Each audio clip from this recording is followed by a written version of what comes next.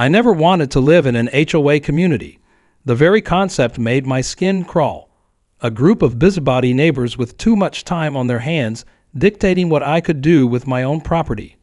Hard pass. But when I found the house on Magnolia Lane, I fell in love instantly. The Tudor-style home with its cobblestone path, the mature oak trees providing perfect shade, and most importantly, the stunning backyard pool with its blue waters sparkling in the California sun. It was everything I had dreamed of after years of saving. The HOA is really reasonable, my realtor Jen assured me while we toured the property. They just make sure property values stay high. You know, no one painting their house neon green or letting their yard become a jungle. I believed her. The neighborhood was immaculate. Pristine lawns, tasteful landscaping, homes that looked like they belonged in a magazine. 2 weeks later, I signed the papers, and 714 Magnolia Lane became mine. The first month was blissful. I settled in, arranged my furniture, and spent weekends floating in my beautiful pool, watching clouds drift by and thinking how lucky I was. Then I met Cheryl Winters. It was at my first mandatory HOA meeting. I arrived 5 minutes early, but apparently that wasn't early enough. A woman with an ash blonde bob and chunky jewelry looked me up and down with narrowed eyes. "You must be the new owner on Magnolia," she said, not offering her hand. "I'm Cheryl Winters, HOA president." "Nice to meet you," I replied, extending my hand. She took it with the enthusiasm of someone touching a wet dish rag. "I'm Alex Morgan. Your grass was 3.2 inches last weekend," she said without preamble. HOA bylaws clearly state all lawns must be kept at 3 inches or below. You'll find a courtesy notice in your mailbox tomorrow. I blinked, caught off guard. I just moved in. I didn't realize. Ignorance of the rules isn't an excuse for breaking them. She interrupted, her smile not reaching her eyes. "Everyone gets one warning. After that, it's a $50 fine per violation." As the meeting progressed, I realized Cheryl wasn't just strict. She was obsessed with control. She spoke about the community like it was her personal kingdom, and the other board members, a nervous-looking man named Paul and a woman who kept checking her phone, Linda, seemed to just rubber stamp whatever she said.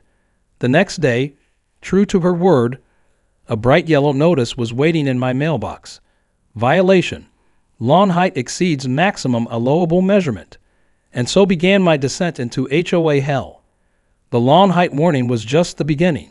Over the next 3 months, I received notices for a hose left visible from the street. Apparently all garden equipment had to be stored out of sight. Wind chimes that exceeded the acceptable noise level. I didn't know wind chimes had decibel restrictions. A bird feeder that encouraged undesirable wildlife. The birds were apparently too noisy. Halloween decorations put up outside the designated holiday decoration window.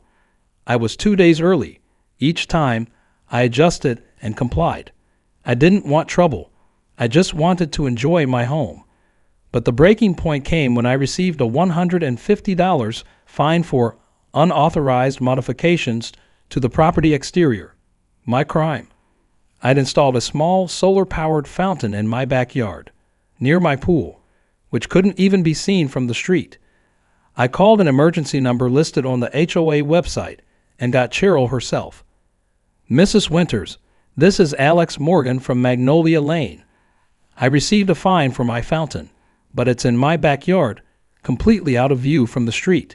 The bylaws only state that visible modifications need approval."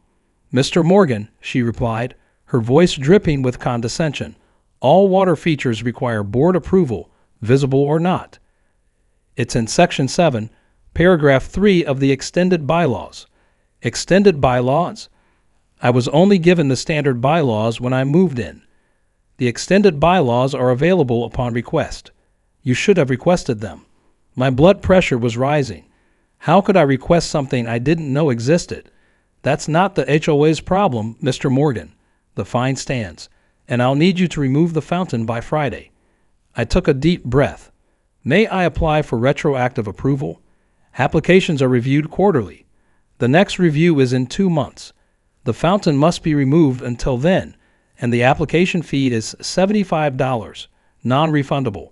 That weekend, I removed the fountain and placed it in my garage. As I was doing so, I noticed Cheryl walking by my house, slowing down to watch me with a satisfied smile. That's when I realized this wasn't about rules or property values. For Cheryl, this was about power. Spring turned to summer, and I was determined to enjoy my pool despite the HOA drama. I'd meticulously followed every absurd rule, paid my fines without further complaint, and was finally looking forward to a peaceful season of backyard relaxation. Then came the email that would change everything. Dear resident, the HOA board has approved the use of your backyard pool facility for the upcoming community event on June 15th. As per Section 12 of the Community Engagement Bylaws, the board may designate private amenities for community use with appropriate notice. Please ensure the pool area is clean and accessible by 2 p.m. on the specified date. Thank you for your community spirit. Cheryl Winters, HOA President. I read the email 3 times, certain it was a mistake. My private pool? For a community event? I immediately called the HOA office. This must be a mistake, I said when I finally got through to Linda, the secretary. My pool is not a community amenity. Linda's voice was hesitant. Actually, the board voted last week.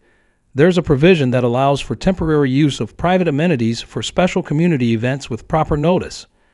What special community event? A pause. Cheryl's daughter's wedding reception. My jaw dropped. You're saying the HOA is commandeering my private pool for the president's daughter's wedding. It's technically a community event, Linda replied, sounding uncomfortable. Residents are invited to attend. After 6 p.m., the wedding party will have exclusive use from 2 to 6. I was speechless with rage. This is absurd. I never agreed to this. By purchasing in an HOA community, you did agree to the bylaws, including Section 12, Linda said, her tone suggesting she was reciting something Cheryl had made her memorize. Failure to comply results in a $500 fine and potential lien on your property. After hanging up, I immediately checked the extended bylaws, which I had finally obtained after my fountain fiasco. To my horror, there was indeed a vaguely worded clause that could, with creative interpretation, allow for this. That evening, my doorbell rang. It was my neighbor, Mike Peterson, a retired attorney who lived 2 doors down. Heard about the pool situation, he said grimly. Cheryl pulled the same stunt with my gazebo last year for her son's graduation party. I fought it and lost. How can this be legal? I asked, inviting him in. It's in a gray area. The clause was added 3 years ago, right after Cheryl became president. Most of us didn't notice the implications. He sighed. I've been documenting Cheryl's abuses of power, but without board support, it's difficult to challenge her. Over beers, Mike revealed that Cheryl had systematically pushed out board members who opposed her and replaced them with friends. The community was divided, those in Cheryl's good graces and those constantly finding violation notices in their mailboxes. I'm not giving up my pool for a stranger's wedding, I said firmly. Mike looked at me with both concern and admiration. Be careful. Cheryl doesn't handle opposition well. The next day, I received another email. The HOA would be sending their approved pool service to prepare my pool the week before the event, at my expense, of course. That's when I decided. If war was what Cheryl wanted, war was what she'd get. 2 days after the pool email, Cheryl herself showed up at my door with a clipboard and a man in a polo shirt with Sunshine Pools embroidered on the chest. Mr. Morgan, this is Carlos. He'll be assessing your pool for the upcoming event. She didn't ask if it was a convenient time or if I was even willing to comply. She simply expected access to my property. I haven't agreed to this, Cheryl, I said, blocking the doorway. Her smile tightened. You don't have to agree. The board has voted. A board you control like puppets, I replied. I've read the bylaws thoroughly now. The clause you're using was intended for emergency situations, not personal events. Carlos looked uncomfortable, shifting his weight from foot to foot. Your interpretation is irrelevant, Cheryl said, her voice icy. Step aside or you'll be in violation, which starts at $500 and increases by $100 each day you prevent inspection and preparation. I felt trapped. My savings had already taken a hit from the move and the previous fines. I couldn't afford to fight this financially, not yet, anyway. Reluctantly, I let them through to the backyard. Carlos took measurements and water samples, while Cheryl critiqued everything from my pool furniture. These will need to be removed. To my landscaping. These plants attract bees, a liability. We'll also need you to vacate the premises during the event, she added casually. Excuse me. I couldn't believe what I was hearing. For insurance purposes, the HOA's event policy won't cover the homeowner being present. It's a liability issue. She made a note on her clipboard. You can return after 8 p.m. for cleanup. That was the moment something inside me snapped. Get out, I said quietly. Cheryl looked up, surprised. We're not finished with the assessment. Yes, you are. Get off my property now. Carlos quickly gathered his testing kit, clearly wanting no part of the confrontation brewing. Cheryl's face flushed with anger. This is insubordination. The fines will. I don't care about your fines, I interrupted. Sue me. Put a lion on my house. Do your worst, but you're not using my pool for your daughter's wedding. Her eyes narrowed to slits. You have no idea who you're dealing with, Mr. Morgan. I've broken more stubborn residents than you. After they left, I sat in my kitchen, hands shaking with rage. I needed help, a plan, anything. I called Mike, who arrived 20 minutes later with a bottle of whiskey and a determined expression. I've been waiting for someone to finally stand up to her, he said, pouring us each a glass. But you need to be smart about this. Cheryl plays dirty. That night, I couldn't sleep. Around 3 a.m., I heard a noise outside. Looking through my bedroom window, I saw someone in my backyard with a flashlight. By the time I got downstairs, they were gone, but my pool cover had been slashed. The next morning, I received an email from the HOA. Dear Mr. Morgan, it has come to our attention that your pool cover is damaged, creating a safety hazard. Please repair or replace it within 24 hours to avoid a $300 fine. Regards, HOA Management. It was clear Cheryl was escalating. This wasn't just about a wedding venue anymore. This was personal. I installed security cameras that day, and sure enough, that night my footage captured Linda from the HOA board sprinkling something into my pool. Water testing the next morning revealed a chemical imbalance that would require professional correction, at my expense, of course. The final straw came 3 days later when I returned home from work to find a notice taped to my door. Foreclosure warning. Accumulated fines and violations may result in property lien and foreclosure proceedings if not resolved within 30 days. They were threatening to take my house. My house. I called Mike in a panic. Can they really do this? His voice was grave. They can try, but we're not going to let them. That night, over more whiskey and growing anger, Operation Pool Party Revenge was born. The first thing we need, Mike said, spreading papers across my dining table, is leverage. Cheryl's power comes from controlling information and intimidating homeowners. Over the next week, we moved methodically. Mike connected me with other frustrated homeowners. There were dozens. We formed a secret coalition, communicating through an encrypted messaging app. Each member had their own Cheryl horror story: arbitrary fines, selective enforcement, personal vendettas thinly disguised as rule violations. Maria, a paralegal who lived on Oak Street, discovered that the HOA had been improperly filing financial reports for years. Jackson, an IT specialist, found that board meeting minutes had been selectively edited before being shared with the community. We were building a case, piece by piece. Meanwhile, I played the compliant homeowner. I paid my fines, under protest, fixed my mysteriously damaged property, and even emailed Cheryl that I was reconsidering my position on the pool situation. She responded with smug satisfaction, adding that the $500 fine would be waived if I embraced community spirit. Behind the scenes, our coalition grew. We now had 15 homeowners actively involved and another 20 silently supporting us. We obtained copies of the HOA's financial records through a member who volunteered at the community office, revealing that Cheryl had been using HOA funds for personal expenses, including her daughter's wedding planner. Mike filed a formal complaint with the State Attorney General's office regarding the HOA's financial mismanagement. We also compiled a comprehensive dossier documenting every instance of selective enforcement and bylaw manipulation under Cheryl's leadership. But my personal revenge plan required more creativity. Cheryl was counting on using my pool, and I wasn't going to disappoint her. Not exactly, anyway. I consulted with a friend who worked in film production about special effects. I researched pool chemicals and safety measures. I calculated volumes and densities, and I visited several restaurant supply stores, paying in cash. 2 weeks before the wedding, Cheryl sent over her event planner, a nervous young woman named Taylor who clearly had no idea she was walking into a war zone. Mrs. Winters wanted me to finalize the pool area layout, she explained, clutching her tablet like a shield. I was all smiles and cooperation. Of course, let me show you around. I gave Taylor a complete tour, agreeing to everything she suggested. Yes, they could set up the arch right there.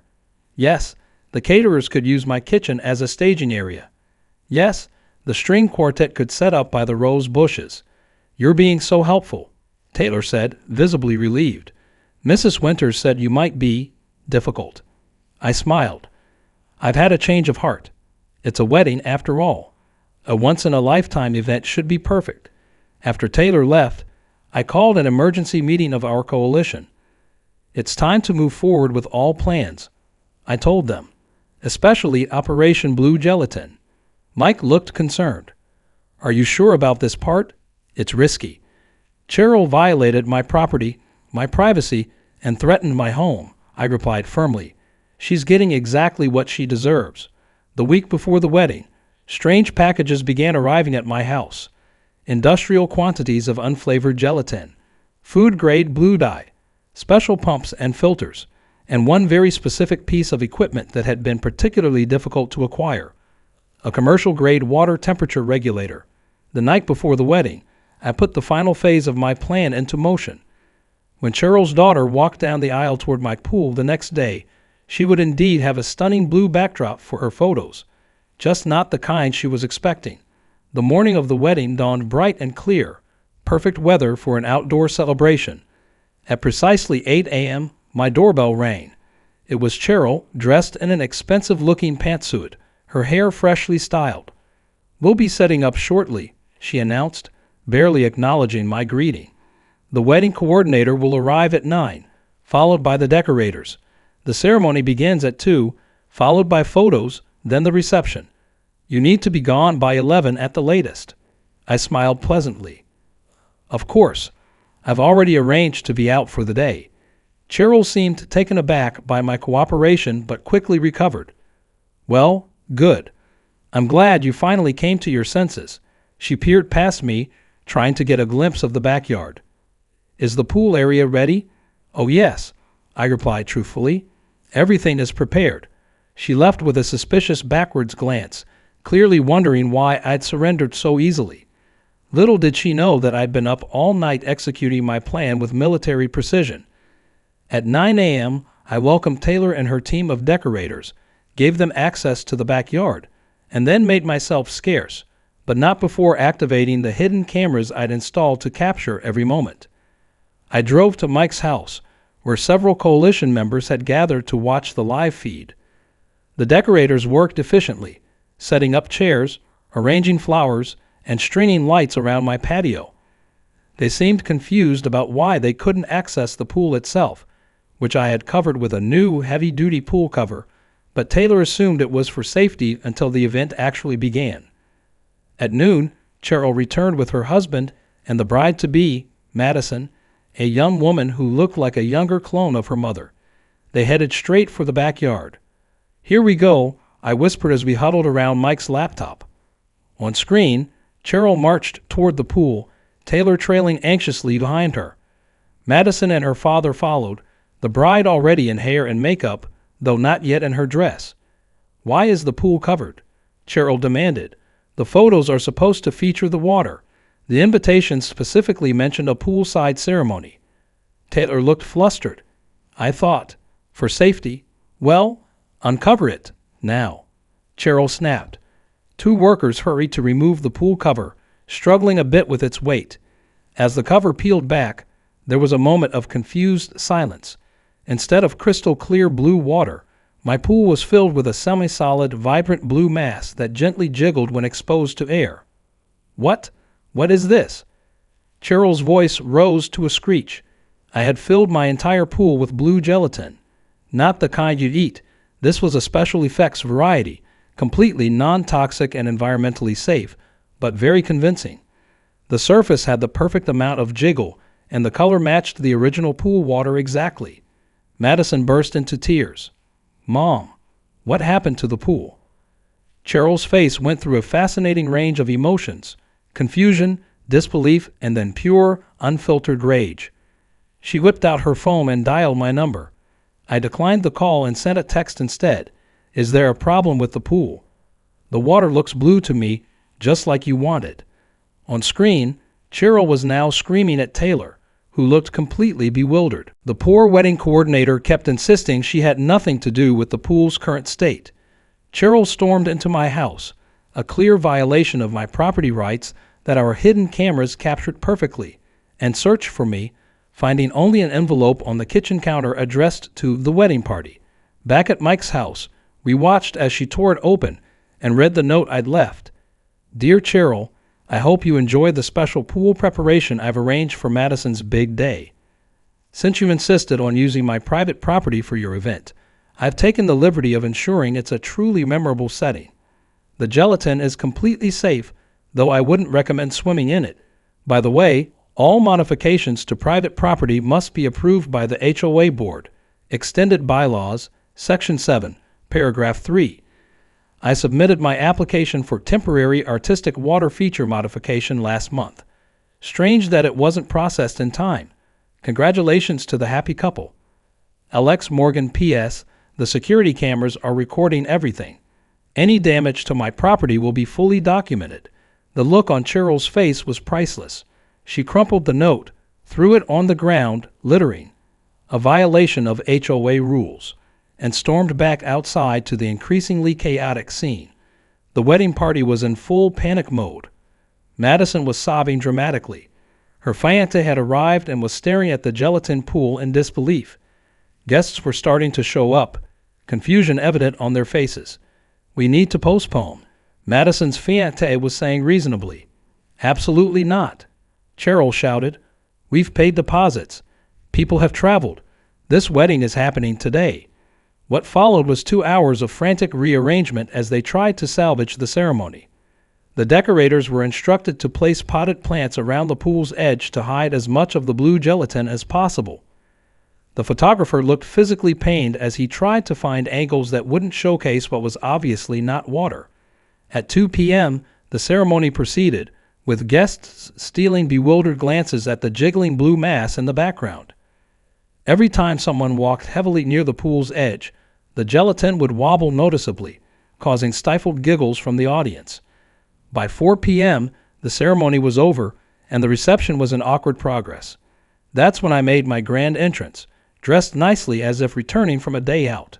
The look on Cheryl's face when she saw me walk into my own backyard was worth every penny I'd spent on my revenge.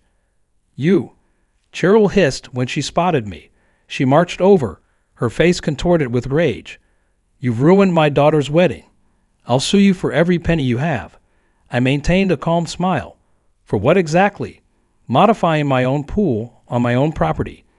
I checked the bylaws very carefully, Cheryl. There's nothing that prevents a homeowner from filling their pool with gelatin. By now, several guests had gathered around, sensing drama. Madison and her new husband stood nearby, the bride's mascara streaked from crying. You did this deliberately to sabotage the wedding, Cheryl seethed. I simply exercised my property rights, just as you exercise your interpretation of the HOA bylaws. I replied loudly enough for everyone to hear. By the way, I'd like to introduce some special guests. On cue, Mike walked into the backyard, followed by Maria Jackson and 3 other members of our coalition. Each carried a folder. Who are these people? Cheryl demanded. You can't bring uninvited guests to my daughter's wedding. Actually, this is my property, and these are my invited guests, I corrected her. and they have some interesting information to share with the community. Mike stepped forward. Mrs. Winters, I'm representing a coalition of homeowners in a formal complaint filed with the State Attorney General's office regarding financial misappropriation of HOA funds. Maria opened her folder. We have documentation showing that you used $15,000 of HOA maintenance funds to pay for this wedding, including the planner, caterer, and decorations. Jackson added, and we have evidence of selective enforcement of bylaws, targeting homeowners who opposed your policies while ignoring violations by your friends and family. The wedding guests were now openly staring, including several HOA board members who looked shocked at these revelations. Cheryl's husband, a quiet man who'd always stayed in his wife's shadow, stepped forward. Cheryl, what are they talking about? It's all lies, she spluttered.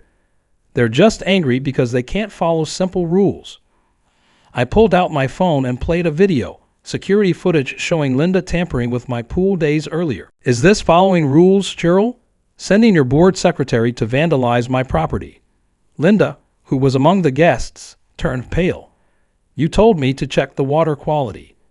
You didn't say anything about adding chemicals. The crowd gasped. Cheryl's carefully constructed facade was crumbling in real time. Paul, the nervous board member, finally found his courage. I never approved any of this. The board never voted to spend HOA funds on a private wedding. Of course we did, Cheryl snapped. It was in the minutes from March. The minutes you edited, Jackson said, producing comparison documents showing the original notes versus the published minutes. Madison's new husband, looking increasingly disturbed, turned to his bride. Did you know about any of this? Madison burst into fresh tears, which was answer enough. One by one, neighbors I'd never met came up to me, introducing themselves and sharing their own experiences with Cheryl's regime.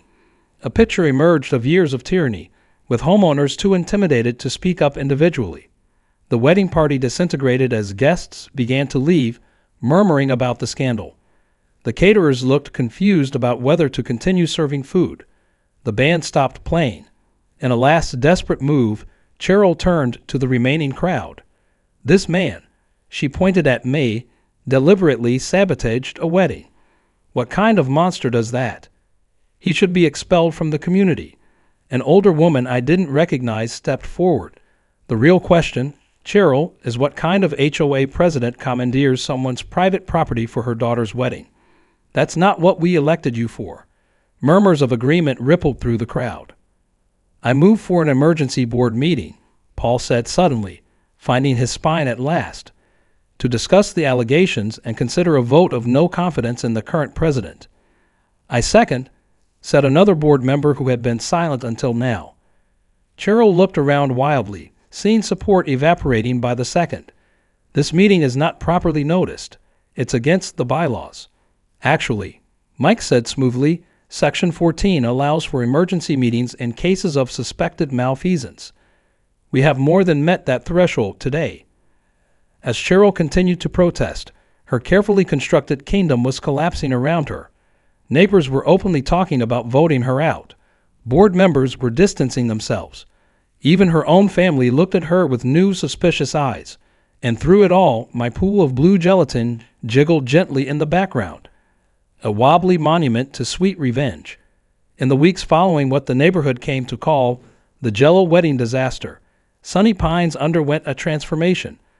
The emergency board meeting held that evening in my backyard, still featuring the gelatin pool, which had become something of a conversation piece, resulted in Cheryl's immediate removal as president and a temporary leadership committee formed to audit the HOA's books. What they found was worse than anyone imagined. Nearly $80,000 in misappropriated funds over 3 years, by laws that had been modified without proper homeowner notification, and a pattern of selective enforcement that bordered on personal harassment. Legal consequences followed swiftly. The State Attorney General's office launched a formal investigation. Cheryl was facing charges of fraud and embezzlement. Linda and 2 other board members were implicated as well, though they claimed they were just following orders, the HOA equivalent of the Nuremberg defense. As for me, I became something of a local legend, the man who stood up to HOA tyranny with 400 gallons of blue gelatin. My pool, once I had it professionally cleaned and refilled with actual water, became the site of the first official community pool party, properly approved by the new interim board, of course. 3 months after the wedding fiasco, we held a special election. Mike was unanimously elected as the new HOA president, with Maria as treasurer and myself somewhat reluctantly accepting the role of secretary. Our first official act was to revise the bylaws, making them clearer, fairer, and less open to interpretation. One sunny afternoon, as I was enjoying my pool, now blissfully gelatin-free, my doorbell rang. To my surprise, it was Madison and her husband, David. "We owe you an apology," Madison said, looking genuinely contrite. "We had no idea my mother was using HOA funds for our wedding, or that she was forcing you to host it." David nodded. "We thought you had volunteered your home. Cheryl told us you were excited to contribute to our special day. I invited them in for iced tea, and we sat on my patio overlooking the infamous pool."